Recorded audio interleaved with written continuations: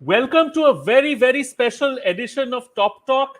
I mean, if you've seen our excellent creative, you will realize that there is a similarity between me and my guest. But you have to understand that the handsomer one between the two of us is Dimitris Manikis. Dimitri is the President EMEA, Middle East, Asia, Europe of Wyndham Hotels. I may be losing a few of the regions, but he's, I think, half the world. He's the president of half the world of Wyndham's hotels. So I would like to welcome Dimitri to the show. Hey, Dimitri. hey, Vikram. Hi, how are you? So first, tell me which part of the planet are you in charge of? I think So, the yeah, designation was pretty no, much no, half you the said world. it. No, The you middle said bit. it. You said The it. middle Yeah, bit. you said it very nicely. EMEA is Europe, Middle East, Eurasia, and Africa. And in a funny geographical kind of quotation, Eurasia for us is literally India and the surrounding countries. So Okay. so India, I'm very proud of having India as part of my region. Actually, I am in India. I am in our Gurgaon office as I speak to you. So I'm delighted. I'm delighted to be here. Delighted. Yes, and the kind of connectivity and the distances of the country, and of course the schedules mean that we are still talking virtually, even though we are in the same region. But I hope to change Yes. that over the next couple of days and meet with you and have further Correct. discussions. So, Dimitri, I'm Correct. really Correct. excited to speak with you again and put you on live because I think Wyndham has a very interesting way of doing business. And you've been with Wyndham for many, many years, and you've seen how the business has been developing. So, first, give me a kind of vignette of what you're seeing in the industry from a point of view of someone who's been in the business longer than a lot of people who are working in the business have been around. So it is interesting. It is almost 2 years since we went on the first lockdown, right? You remember it was around the 17th, 20th of March when we closed our offices, and I said to my team, "I'll see you in 2 weeks." And the 2 weeks became 2 months, and the 2 months became six, and now 24 months later, we still talk about the surge of COVID in China, and we have the challenges in other countries. But at the same time, we have the opening up. Countries are opening up. The restrictions are easing, which makes travel possible for everybody. The things that I have seen the last 2 years is I can put them in two different categories. First of all, we've seen things that they would take in 5 to 7 years to happen in two. So you have seen development projects, everything accelerated, and technology accelerated like in no ever time in the hospitality. We are known. The hospitality industry, unfortunately, is a slow pace, right? There was a lot of challenges in adaptation of technology and new projects, new ideas. The last 2 years, Vikram, we have seen so much acceleration that we had never experienced in the past. So that's one thing that I have seen. At the same time, though, I have seen something which makes me extremely optimistic about the future. I see the value of the human element. Our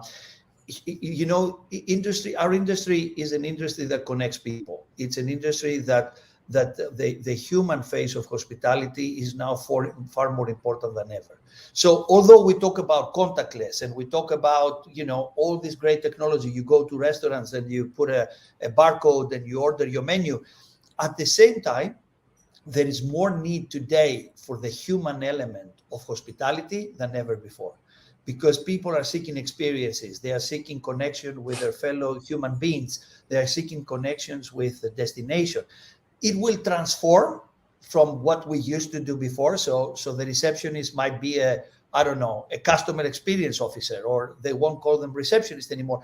But yes, technology has accelerated, but at the same time, the human element is far more important than ever before. And that's what makes me extremely optimistic about the future of our industry. So I want to take a little bit of a lead of what you said and go on that. One of the things, and this is something that because we are an online channel, we've been talking to a lot of people in technology.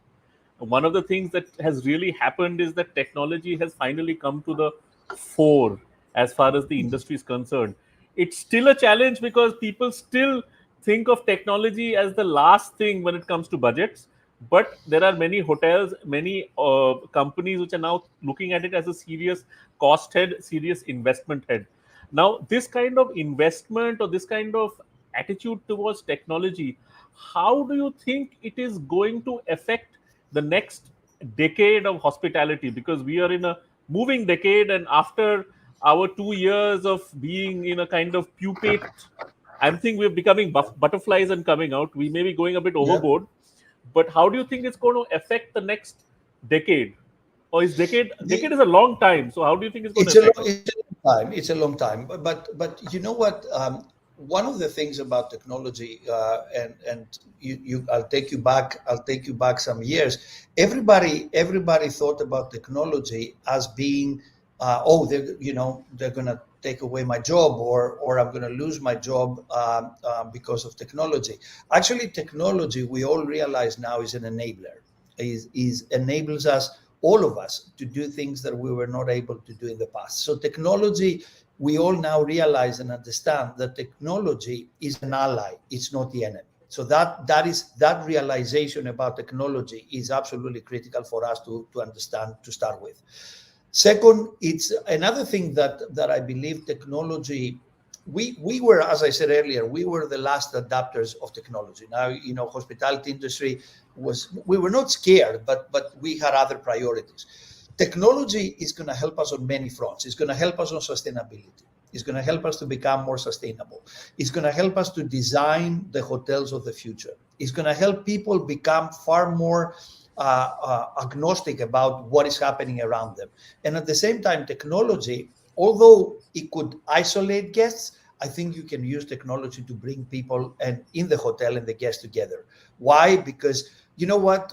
For example, my family, right? I go on holidays. The first thing my kids will do, check the Wi-Fi and Instagram everything that they have seen around the hotel. So this is where technology can become the ally.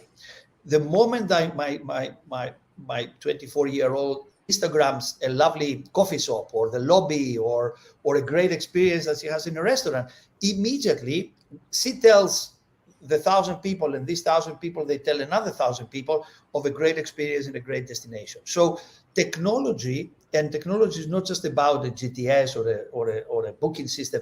It's about the social media. It's about the way we live our lives. Technology would be a great enabler for the future of hospitality. The other thing that we need to be, and you talked about the decade, Vikram, the generation Alpha that is coming, right? We talk about millennials, we talk about generation X and Z, but there is a new generation that they were born with an iPad in their hands. There is a generation that is coming up, which are the kids of the millennials, that the only thing they do is hit on a screen. That's the way they've learned, right? My niece, she's 8 years old. She doesn't even flip the page of a book. She only flips pages of an iPad. In the next 10 years, we as hospitality, we need to understand what the needs of that generation is. What do they want? What are they looking for? What is the hotel of the future? What is the experience of the future? And start tailor making experiences and offerings that actually addresses that generation. We have to be one generation ahead in order to make sure that we use the technology to make sure that these guys, they have the right experiences when they stay at our properties, when they come to the airport, or they literally they book an Uber and they go from one place to another. So don't be afraid of technology. Make technology your ally. Don't rush into introducing too many technological advances and changes and solutions, because people will get scared and they will get too confused. Choose the battles you want to fight and make sure that you build for the next generation in the next 10 years. That's kind of how I see technology playing in the future. Okay. Now let's talk about India as a market. It's a fairly, even though you guys have been here for a long time, it's a market which has a huge amount of potential as far as extending into the market goes. But it's also a market which is famous for giving wrong signals. You've been around long enough to know. We love to overcommit and underdeliver. There are parts of the industry. It's a overcommitting market. People come in thinking, oh, brilliant, and then they're always or sometimes underwhelmed. Or those who survive are those who actually last it out and go through, and then at some point they will get their return on investment. What is the kind of outlook that Wyndham has for the market? And after that, I'm going to go on to the big F word, which is the most important part of this conversation. Yeah. And it's not a Look, four-letter word. It's not a four-letter word, yes. but for a lot of management companies, it's a dirty word. Exactly, exactly. I'll tell you what, I think you are beating yourselves too hard here in India. I think you're not far different from other nations or other countries or other economies. India, the only expectations that I always had about India when I compare 1.2 billion people, one of the biggest countries in the world, why does it only have 10 million inbound tourists? Why? What is the challenge? So that's one question that we need to answer in the years to come. And we have a vested interest. I have a vested interest personally for the growth of India because I love your country. I've lived here in Bangalore for a couple of years. I always I have so many friends, and I love your food as well. In Greece, we it's only oregano, olive oil, and lemon, and I've discovered the amazing Indian cuisine. So I have a vested interest of the growth. But taking it back to your question, there's a number of things that I'm excited about India, and I'm going to give you a preview how I see it. Other people might see it a different way, right? The infrastructure development in the country in the next 5 years, the airports, the roads, the railway, the fiber optics, the development of 5G, the fact that you're bringing technology even to the most remote village, the fact that you're going from zero phones to mobile phones, and you from 0G to 5G. I think that will give India an amazing strategic potential and a strategic advantage. Guess what? When infrastructure people, blue collar workers, the small, medium enterprises, when they get involved in these infrastructure projects, when they build one of their 200 airports that you guys are planning to introduce in the next 5 to 10 years, guess what? They will need to stay somewhere. They will need a hotel. They will need extended stay. They will need budget and economy that Wyndham is very strong at. They will need, places to eat, and they will need places to travel and means to travel. I believe this is an amazing opportunity, Bikram.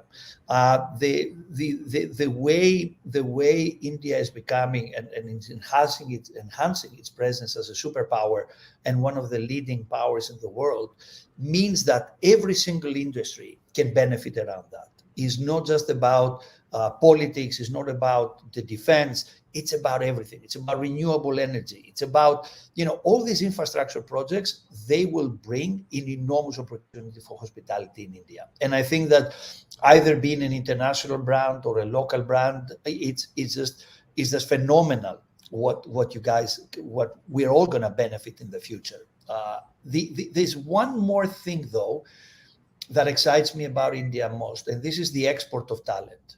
I don't know if you noticed, Bikram, and you're somebody who travels a lot, there's more Indian executives in hospitality around the world than any other time in history of hospitality. You guys are exporting amazing, you're creating and exporting amazing talent. Look at, I was looking at Dubai the other day, how many GMs, head of departments, sales and marketing, professionals, they're all of Indian origin. So you are creating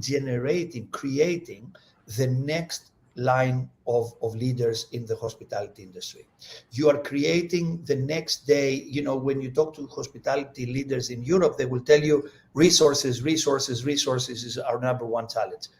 But guess what? With the right education, with the right infrastructure, you guys can become the locomotive of the growth of the hospitality industry in the region and in the world through India. Why? Because of the talent, the experience, the education.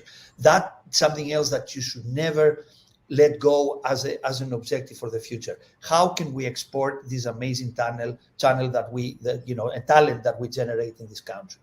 And third, in terms of, where do we see, hospitality in India going? I believe that there's so many unbranded hotels in India that they need the love of a brand, whatever brand that is.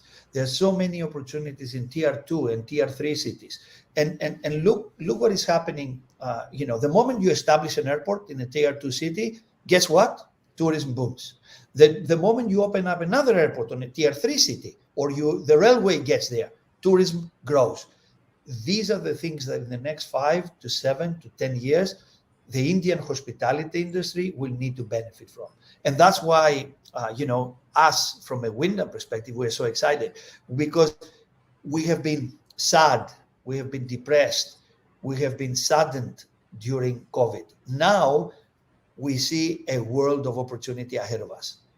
And this is why you can see me smiling and be very positive, because I do believe that world of opportunity, there is room for everybody to start with. And at the same time, I think India is going to be one of the clear winners going forward. I will ask you a very important question, which is I know about a little later. But now let's move to the F word, franchising. Now, Franchising. in the, I mean, late 70s, early 80s, there were a lot of hotels who came in with the franchise models to work in India. That unfortunately for many people didn't work. So they went on to a management contract model. Though there are hotels, even large chains, which are known for management contract, who still have one or two hotels in franchise. Now, Wyndham has always been a company which has worked as a franchisee and has been very successful. So a lot of the complaints that people always had when it came to franchising is that the people who took franchises would not be able to maintain the quality or be able to maintain the kind of hotel that the parent company who was franchising the brand were, wanted them to.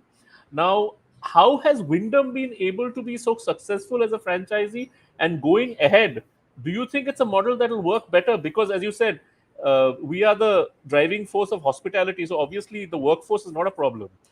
There is enough Yes. workforce. There are enough people who can also work for independent entrepreneurs. When you're doing a franchisee, it's an independent entrepreneurship. So, do you think A, what is unique about Wyndham's franchisee model in India, which has made it successful? And B, do you think franchisee is the way forward? I mean, obviously, I'm expecting you to say yes, but why? Yeah. I might. Let's see. So there are two things that everything in life happens for a reason, right? The fact that there are so many different models in hospitality means that at some point in time there is a need for that. There is a need for a management contract, there is a need for a franchise contract, there is a need for a luxury brand and a lifestyle brand and a mid-scale brand. There is a need for all of that. So that's why everything has been created. If those who created brands and models, if they didn't serve a purpose, those models would die. Right? And the fact that we are still around, it means that they do serve a need. For Wyndham, it was very simple, Vikram. And I want to make sure that everybody at your audience who's listening understands that. Our focus and our DNA and our strategy was asset light, be on franchise, create a portfolio of brands that owners want to franchise with, and at the same time, give them the support, the guidelines, and the assistance they need to achieve it. Being a franchisee and a franchisor relationship, it's never easy, right? Because I can tell you on my own personal experience, I wake up in the morning and the first thing I see, how I can add value to my franchisees. What is it that I can do to justify the fees that they pay me? And the good news is that my whole team actually thinks exactly the same. Do we always get it the way we want? No. And that's why nobody's perfect, right? We're all thriving to be better in life. So it was a very clear direction for Wyndham as we were growing to be the biggest franchisor in the world with 9,000 hotels in 95 countries. And this is not a sales pitch, by the way, but just to understand the scale, it was a very clear in our DNA and our strategy that we want to be in the franchise business. Actually, one of the things that I'm really happy of and really proud of what happened with the pandemic, our shareholders have actually rewarded us and the investment community has rewarded us of this choice that we made. Why? Because we survived. Our share price is thriving. We are opening up new hotels. We're expanding in new markets. So that means that we're doing something right. We don't always get everything right, but I can actually confirm to your audience and to you that we are trying very hard. Is franchise the only way forward? The answer is no, absolutely not. It is one of the ways forward. That's why if you look at some amazing brands that they're out there, either international or local, they provide management services. Absolutely. They provide management and franchise. Absolutely. Our modus operandi and our decision of where to go next was franchise. The other thing that I would like to make again very clear is that franchise is not a new concept. Franchise has been there forever, either being franchise in restaurants and I mean, there's so much franchising going on. So hospitality could never be an exception.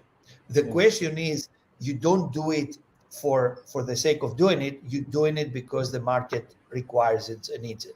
And there is one other thing that is happening around the world, and it's coming to India: the white label operators. These are the management contracts, the management companies. People build, and they go to the owner and say, "I will do the management.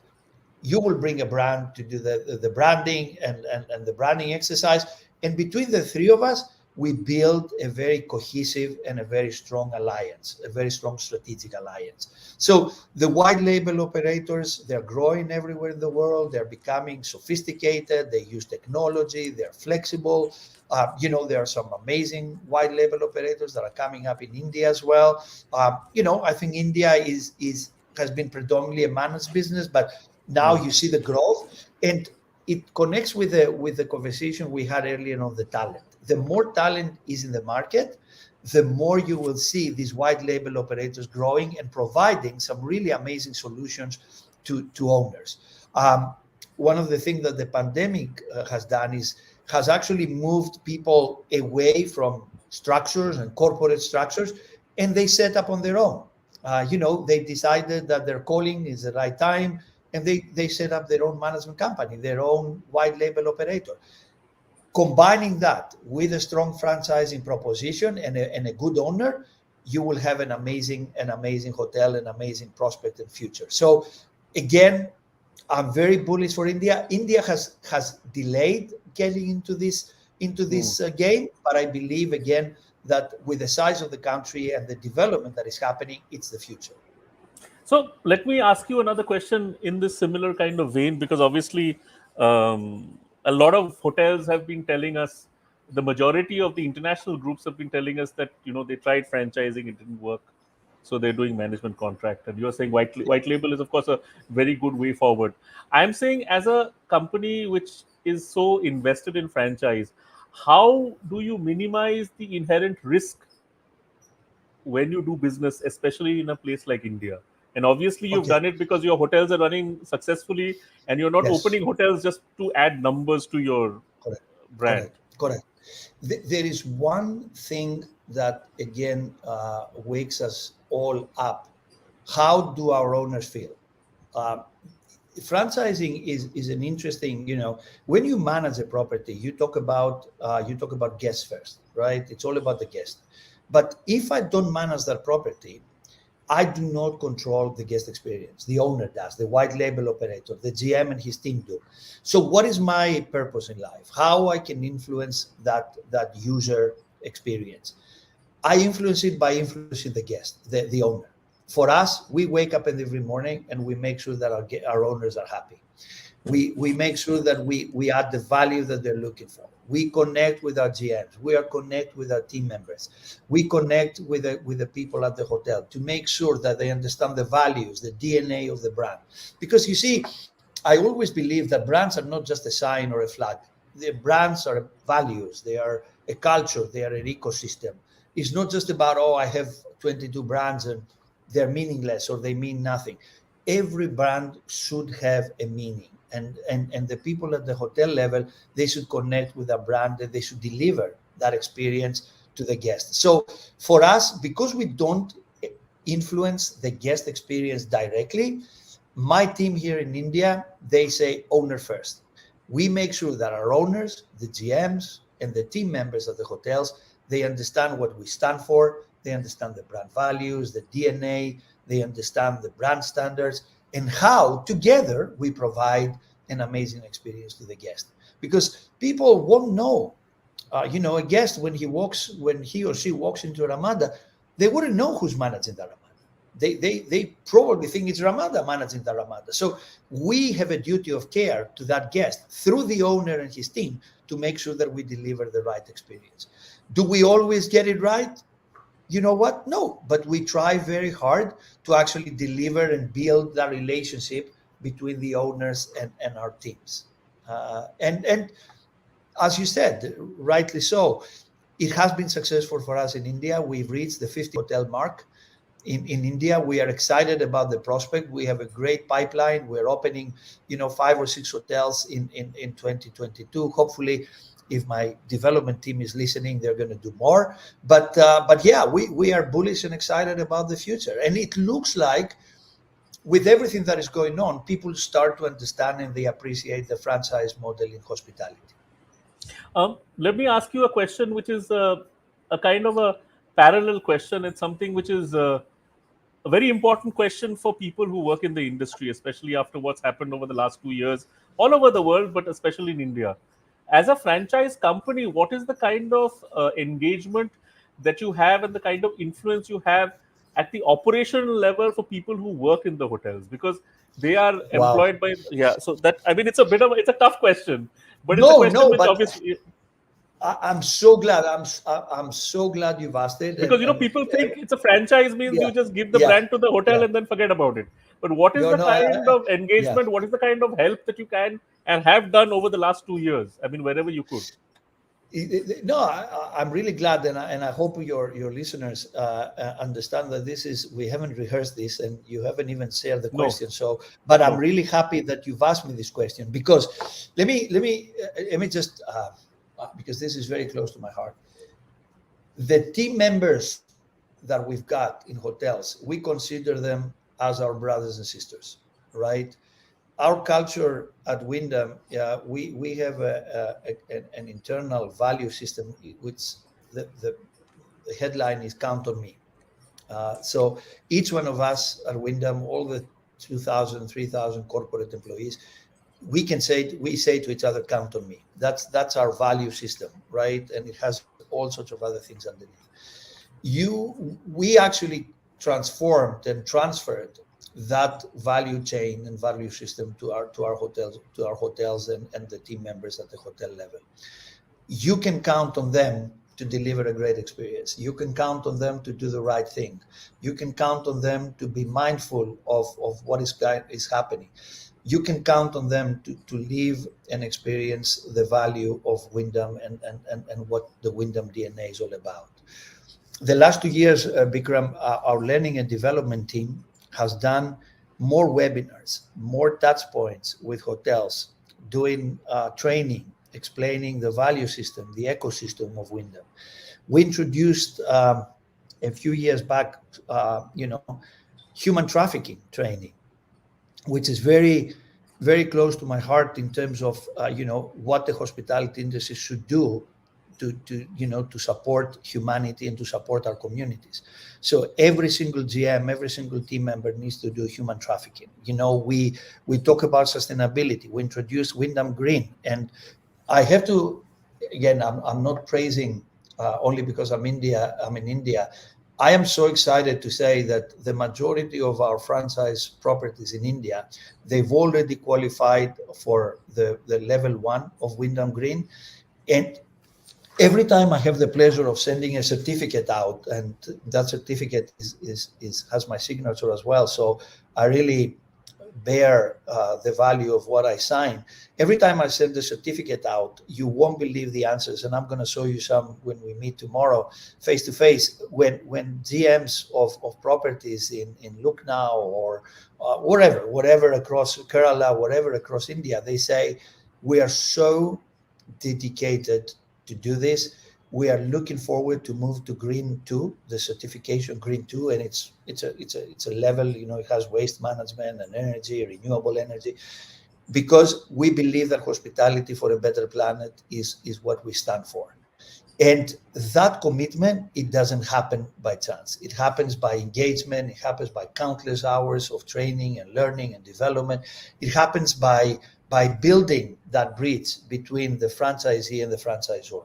You know what? You're right. People think, oh, you know what? Wyndham just put a flag put a sign on the wall and a flag, and thank you very much. No. The most difficult thing in a franchise business is not to gain new business. Don't get me wrong, it's difficult, but retaining your existing business is an equal difficult exercise.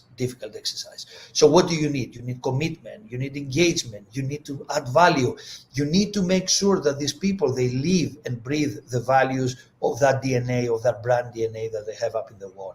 And they need to be part of the community, right? They need to, one of the things that I was extremely proud again of what happened in India and during the humanitarian crisis during COVID is how every single member of all our franchise property lived up to the Count on Me values of Wyndham. Community service, meals for the community when people couldn't even get out of their homes to get food. Shelter, giving shelter to people when they need it in order to avoid getting infected. Working with the local communities and the local charities to support the local communities. So hospitality, Bikram, is not just about a clean bed and a place for people to sleep. We are part of the community. And I think this what makes me extremely happy in India. We've proven that for the last 2 years, we've been part of the community and people could count on us to make sure that we do the right thing. Okay.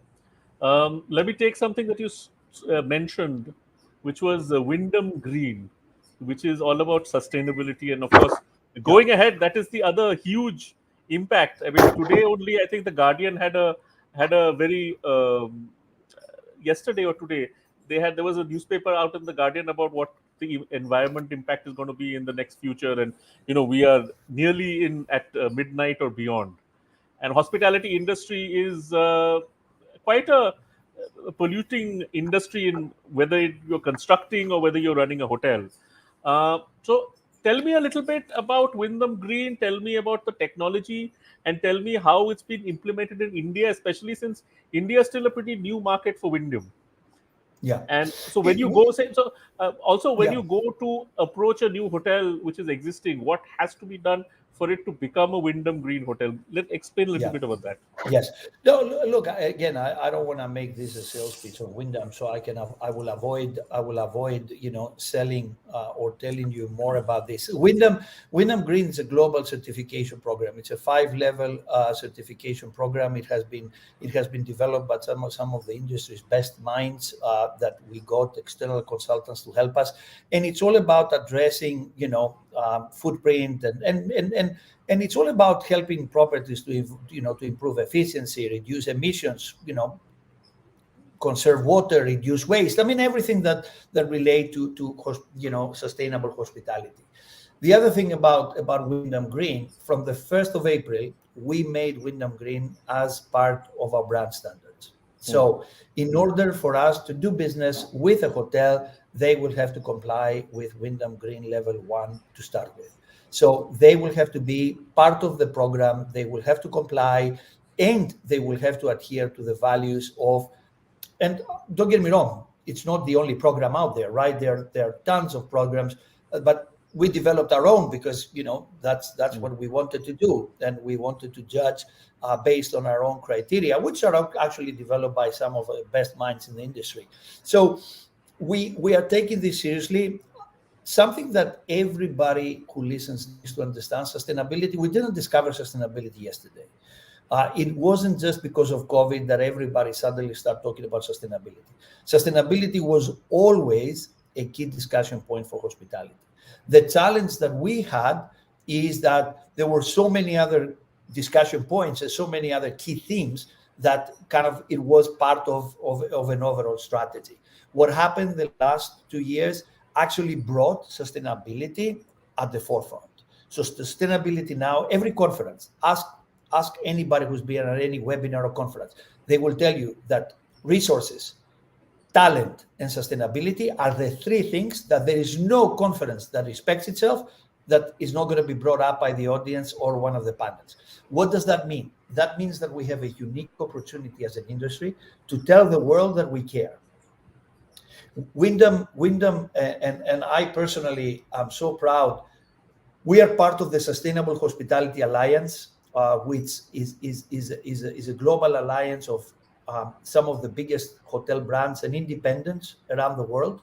That we have one aim: people, planet, and trying hard as a hospitality industry to make sure that we've got answers and we find solutions. Something that I need to say about sustainability and about all our efforts as the industry, it's going to be a marathon. It's not a sprint. It's very difficult to go and you're going to ask me, so hold on, Dimitri, you praise all about sustainability, but this is going to cost the owner $1 million to run a waste management infrastructure, or what are you going to do about this? These are hotels that were built 30 years ago. So that's why what I'm saying is that in Wyndham, we believe that this is a marathon, not a sprint. It's not something that it will happen. You run a sprint in not me, obviously, but the world champion runs a sprint of 100 meters in 8 seconds. But you need a marathon, and in the marathon you have to preserve your power. You preserve, you have a strategy when to start running versus to hold back. That is very important for us to understand. Don't expect everything to change in 6 months. It will take time, it will take effort, it will take convincing, it will take education, it will take a lot of investment in some cases, but it will happen. And you know why it will happen?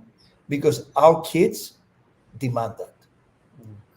My daughter taught me how to be far more sustainable than what I was in the past. My own kids taught me how to recycle properly.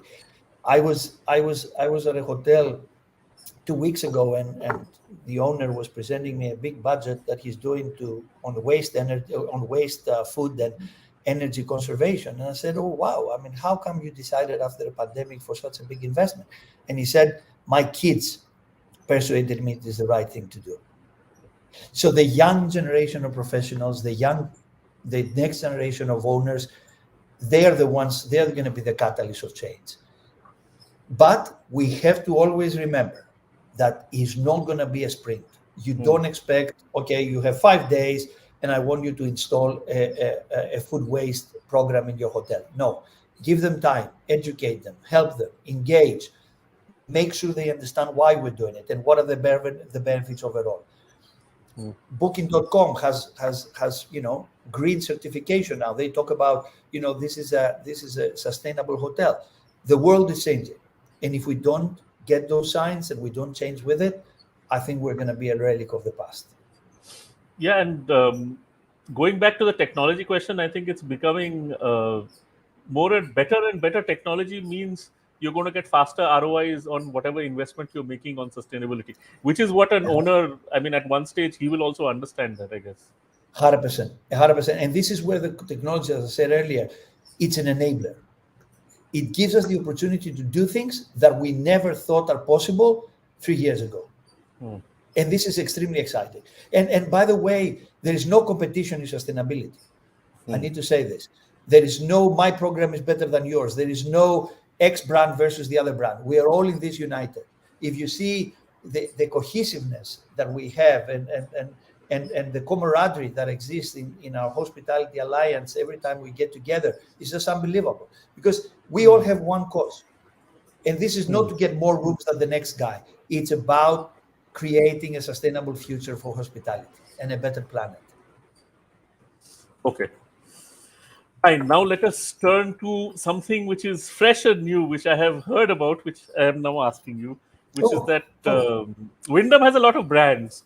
And I have heard a little birdie has told me that you guys are planning something special for the India market. especially with so much potential and the tier 2, tier 3 and other parts of the country which you can spread to.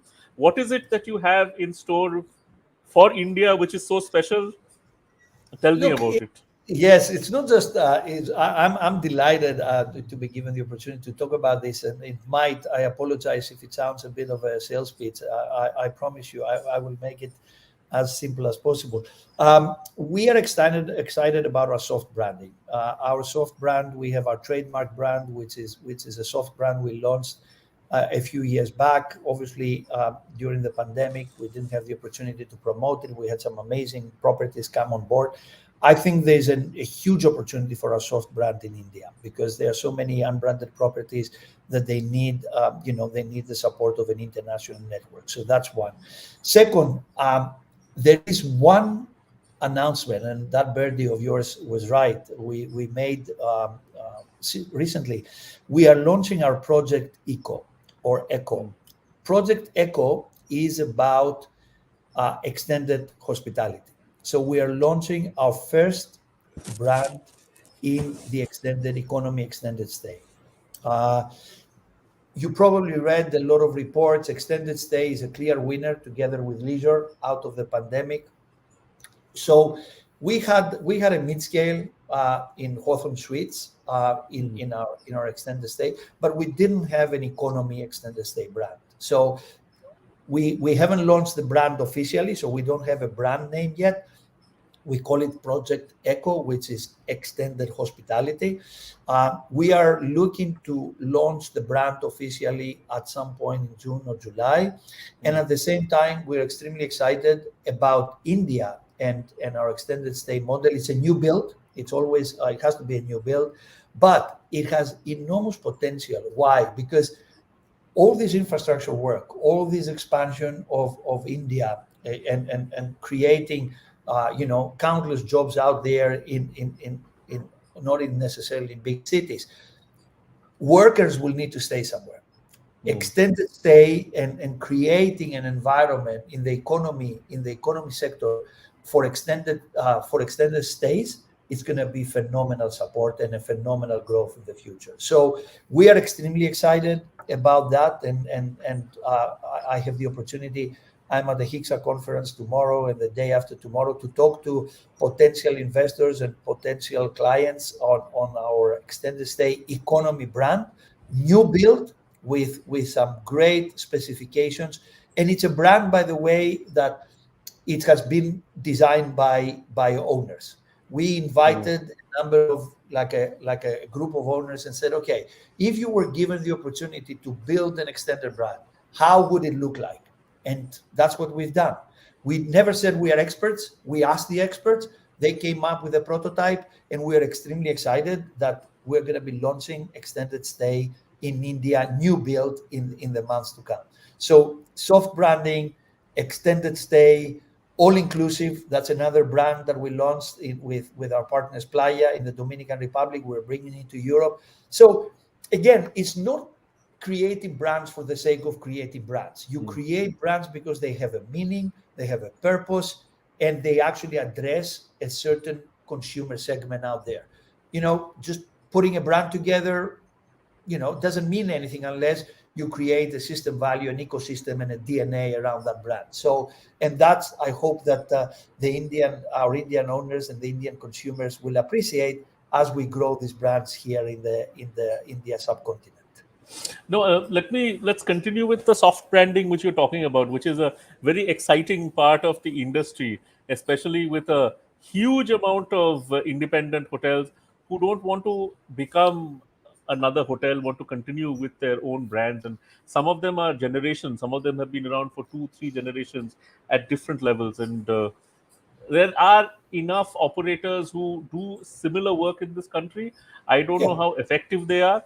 And as far as guest experience is concerned, I think Wyndham or a company of your stature would probably be able to get a more interesting and more stable kind of a platform. What is it that you're seeing in the market which gives you encouragement as far as I am sure Nikhil and his team have been going around the country and seeing what's going on. What is it Yeah. that's giving you enthusiasm to bring in this kind of soft brand. And I was talking to Nikhil because we are having a big conference, which is a actual physical conference in June, where we are talking to people all over the northeast of India, all 8 states. So that's something that I was speaking to Nikhil about, and that's a huge potential. What Yeah. is it that is exciting? What is it that you're seeing which are good markers? Good. First of all, the amount of unbranded hotels that exist in India. I mean, I was scared even by looking at the number and the potential that it has. Will every single hotel apply and qualify to be a trademark? No, absolutely not. What gives me the excitement though? First of all, the fact that you have created some amazing brands here in India, that they will need the support of an international operator. They are very good local brands that they will need the support without changing their name and the DNA. That's one. Second, it ties very closely to what I said earlier about the talent. The talent in this industry, Vikram, never underestimate that one of the biggest exports of Indian hospitality is the talent. So that talent, what does it do? It creates great individual brands. It creates great hotels in some amazing places. It creates great guest experiences. What they don't have, what they don't, they need. They probably need an international distribution. They need the international learning and development, the international training. They need to give their staff members that you're not just a local brand, but you have the affiliation of an international brand. A soft brand actually does all that without depriving that particular operator of their own brand. A brand that is taken years, decades for them to build. It is their family pride. I was so humbled of so many families I met here in India, and they were so proud of their hotel. They were so proud of the brand that they've built. They were so proud of the guest experience they were creating. So respect those people, give them what they don't have, and do it in a way that brand, name, value, DNA, ecosystem remains untouched. That's what a soft brand actually does. And because you have so many success stories in this country of families, brands, people who've built an enormous name of themselves, we come in, we help them only on the things they don't have, and then it's a very symbiotic relationship. We give them, Wyndham rewards, 95 million members. We give them our OTA rates. We give them our brand standards. We give them learning, development. We train them on human trafficking. They become part of that count on me culture, but they still manage to keep their DNA and their name that they actually fought for so many years. So that's what our soft brands actually do. Speaking of soft brands, one other burgeoning part of the Indian hospitality scene in recent years, especially in the last 2 or 3 years, has been the homestay, which has really come into its being, especially over the pandemic as well, with villas and others coming in. What is your view from the Wyndham point of view as potential? Is it something that you guys are looking at all, or are you going to let that go as far as you're concerned? I believe that there will be some. We launched and we only did it in Europe actually, but we are looking to bring that tier into India. We launched Wyndham and Ramada residences. That is a tier within our Wyndham and Ramada brands. We launched it with 14 hotels in Spain, Portugal, the UK, and Turkey. This addresses the homestay, the long stay. It addresses the residences idea in hospitality. I know that other brands have done a phenomenal job in the same. Ours is more of the economy and mid-scale level. So we are addressing a population that has different price levels. I believe there's some amazing opportunities in the future, which I'm sure that Wyndham is going to look at very closely. The working from home, working from hotel, the hybrid model, the co-living, co-sharing, the fact that hotels, and I think Sebastian Bazin said it a number of times from Accor, the hotels become part of the community. We're not just a hotel in the middle of a city. Hotels are not a place to sleep. They're far more than that. We become part of the ecosystem, and we've proved that in the last 2 years. So for me, what is important is that there will be so many segments and there will be so many subcategories of a brand or a company that actually addresses all that. We now launched the working from Wyndham, working from hotel. We launched the fact that, you don't go to a hotel just to sleep. You go there, and we know that, especially in India, you go there to have a great wedding, right? So hospitality becomes part of the community, and it's not just about a place to sleep and have a breakfast and off you go. This is a great opportunity for all of us, not just for Wyndham, but for independents, the big brands, the smaller brands, everybody, hospitality. How do we embrace the change that is happening, and we create models, brands, and kind of environment that actually addresses the needs of those consumers? And again, as I said earlier, what is going to happen with the generation that is coming ahead? What is going to happen with the kids of the millennials, that they will start traveling in 5, 7, 10 years? This is where the opportunity lies for us. What do we do to address the needs of those people? What do you have plans for the introduction of ultras into India? The brand Ultra? At the moment, we have to stay. We need to be careful. You don't launch a brand just for the sake of launching it. You have to have a strategy. So at the moment, we're looking at the usual suspects, which is obviously the Southern Med. You're looking at Portugal, Spain, Greece, Cyprus, Turkey, where you have all inclusive, some amazing all inclusive. There's all inclusive now going to Saudi Arabia. There's all inclusive going to Ras Al Khaimah. So the all inclusive had a bit of a reputational challenge in the past, but I think the new all inclusive is just an amazing product, right? It addresses not just families, but so many different segments of consumers. So we don't have immediate plans for India. I mean, we wouldn't say no if a great project comes along, but our first priority is Iberia, Cyprus, Turkey, the Aegean coast of Turkey, and obviously Sicily and the whole of Greece. These are some amazing all-inclusive products, and this is our number one priority as we speak. Okay. So your career in hospitality has been very long. You've also had a marathon in hospitality, if I may say so. When you joined, you had more hair than both of us have put together. Oh yeah, I had lots. Yeah. So, what have you seen in the industry which has surprised you over the last 2 years? I won't tell you what happened before that, because lots have happened. But what is it that you're seeing which is surprised? What is it that's surprising you? They say it takes a long time to teach to surprise an old hand. But what is it that has given you enthusiasm when you've seen, wow, this is happening? I mean, it's amazing, and it's something that's left you stunned and absolutely driven to say, wow, there is hope, and hospitality is it. There is my boss, the CEO of the company, keeps on reminding me, hope is not a strategy, and he's right. But there is one thing that made me extremely proud. Hasn't surprised me, but made me extremely proud. What we've done for people, what we've done for our communities, the way we survived the most unprecedented crisis our industry has ever faced, the way that we stood by each other, and we counted on each other, and the way that we at some point, when we were closing hotels instead of opening hotels, at some point we had 90% of our hotels closed, right? I mean, we were closing hotels one right after the other.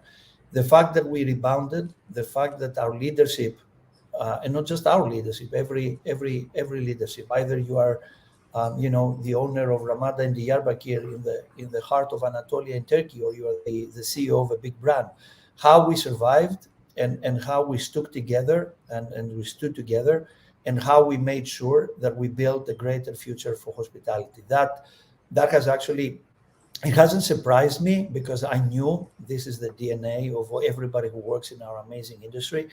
but it actually made me extremely proud.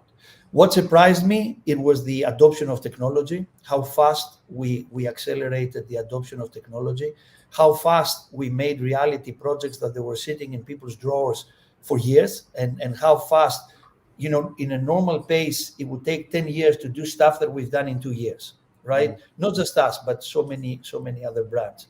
The other thing that again surprised me, it was the guests. When we start opening our hotels, the understanding from the guests, the fact that they understood the challenges that we had to go through. They understood that we didn't clean the rooms every day because COVID protocols. They understood that we were always being, there was all these discussions about hospitality being clean, but we've always been clean. Nobody goes to a hotel room to say, oh, I'm so fascinated, it's such a dirty room, I'm so happy. Hotels, they were always clean, but we built trust. And that's what we told our consumers. Stay with us and count on us to make sure that you have a great and safe stay.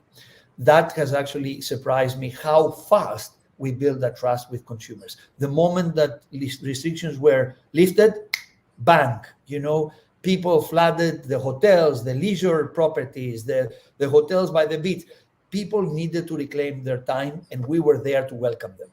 That is something that hospitality would need, the pat in the back, and we will need at some point to say, you know what, we need to congratulate ourselves because we didn't let go. We stayed true to our values.